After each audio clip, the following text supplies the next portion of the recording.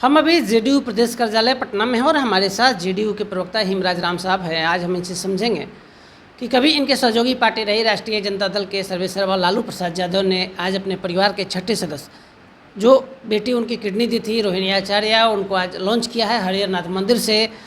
JDU की इस पर क्या प्रतिक्रिया होगी सर? देखिए,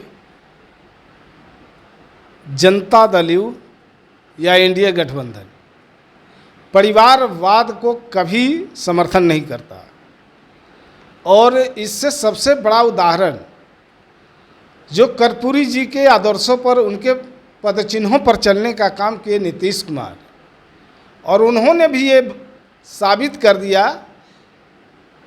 कि जनतंत्र में परिवारवाद का कोई स्थान नहीं है और वो परिवारवाद के पोषक नहीं है और परिवारवाद के घोर विरोधी हैं। राजनीति में जनता ही सब कुछ है। जनता के वोटों से चुने गए प्रतिनिधि ही सरकार बनाते हैं और जनता की आवाज़ को सदन में पहुंचाते हैं। ऐसी परिस्थिति में एक ही परिवार से लोगों को चुना जाना, लोगों को राजनीति में उतारना, ये जनतंत्र पर हमला है, परिवारवाद को बढ़ावा देने की बात है।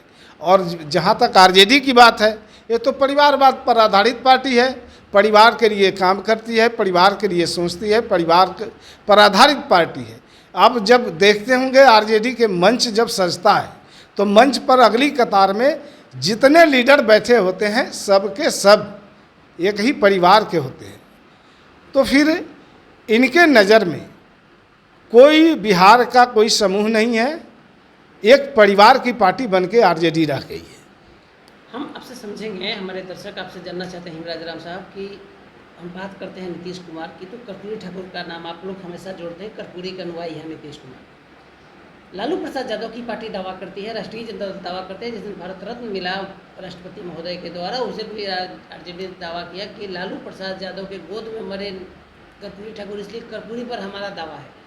तो आखिर इसमें क्या आप कहेंगे? इसमें जब तक कर्पूरी जी जिंदा रहे, लालू जी के द्वारा कर्पूरी जी का अपमान किया गया और आज हम कहते हैं कि लंबे अरसे से कांग्रेस देश में शासन में रही।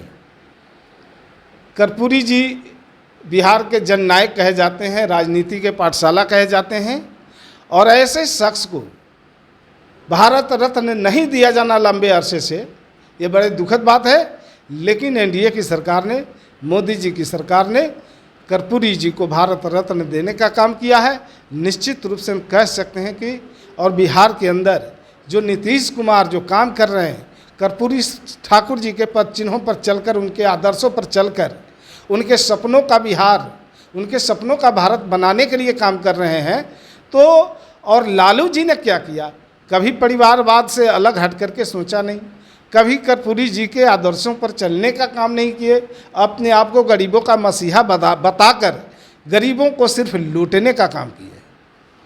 तो सुन रहे थे जेडीयू प्रवक्ता हिमराज राम साहब को। लालू प्रसाद यादव को लपेटते हुए साफ कह दिया कि लालू प्रसाद यादव कभी भी अपने राजनीतिक जीवन में परिवारवाद से बाहर नहीं निकले और इसी की परिणति है कि आज उन्होंने अपने परिवार के छठे सदस्य रोहिणी आचार्य को हरिहर नाथ मंदिर में राष्ट्रीय जनता दल के बैनर तले आज लॉन्च किया है।